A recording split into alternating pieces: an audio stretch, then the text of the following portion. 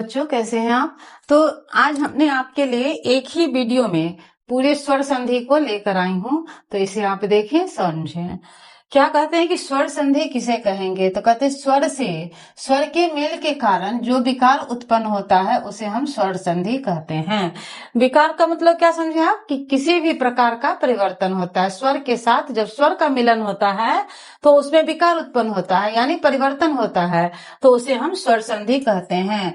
और स्वर संधि के कितने भेद हैं? तो 5 भेद हैं। इसको आपको ध्यान में रखना है कि स्वर संधि के कितने भेद हैं? 5 भेद हैं। पहला है कौन सा संधि? तो दीर्घ संधि।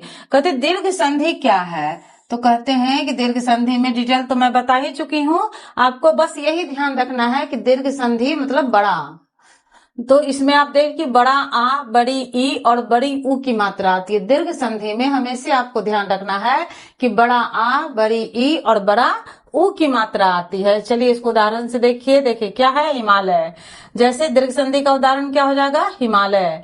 देखिए आ की मात्रा आ रही है, हिम जोर आल है, आ की मात्रा आ रही है।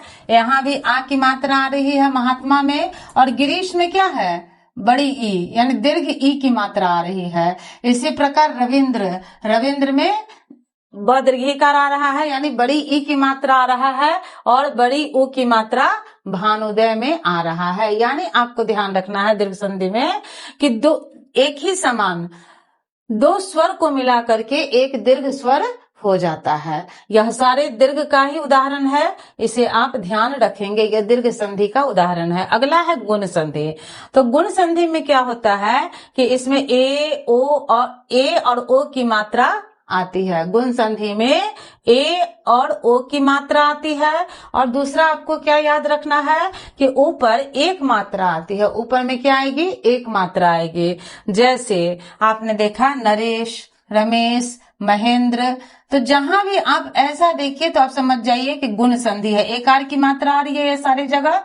रमेश ए है, नरेश, रमेश, महेंद्र, इस सब में एक की मात्रा आ रही है। और देखिए वो की मात्रा, तब परोपकार, महोदय। यानी आपको ध्यान में रखना है कि जहां पर ए की मात्रा हो, ओ की मात्रा हो, तो वह कौन संधि होगा?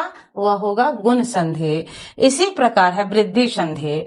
कहते वृद्धि संधि में आपको क्या ध्यान रखना है कि ऐ और औ की मात्रा आती है। ऐ और औ की मात्रा आती है। और क्या आएगी? दूसरा आपको क्या याद रखना है कि ऊपर 2 मात्रा आती है। ऊपर में क्या आएगी? 2 मात्रा आएगी। उदाहरण देखिए, जैसे सदैव, आपने देखा सदैव में क्या है? 2 मात्रा है ऊपर में।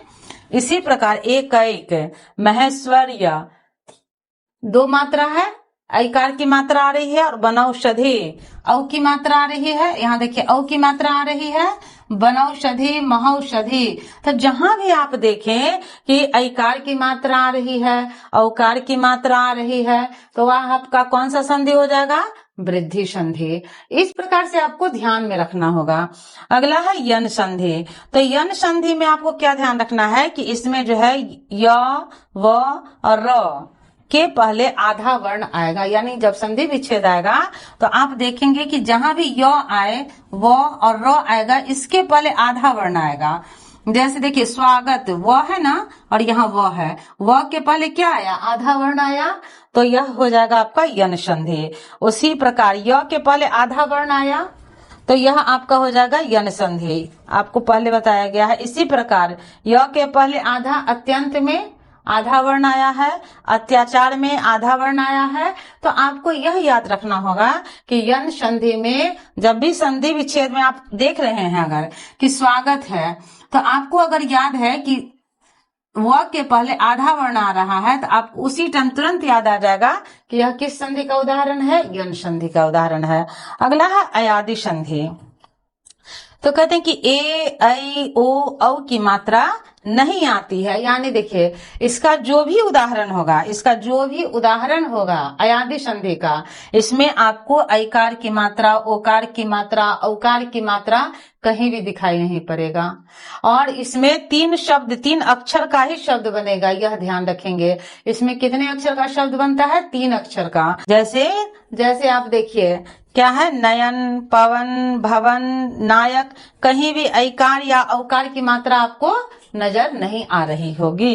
तो इस प्रकार से बच्चों मैं आपने के लिए स्वर संधि का 5 ट्रिक जो शॉर्ट फॉर्म में आपके लिए मैं लेकर आई, अब मैं व्यंजन संधि लेकर आऊंगी। तो इसी प्रकार आप लोग वीडियो पे बने रहें, सब्सक्राइब करें, लाइक करें, खूब पढ़ें, आगे बढ़ें। जय हिंद।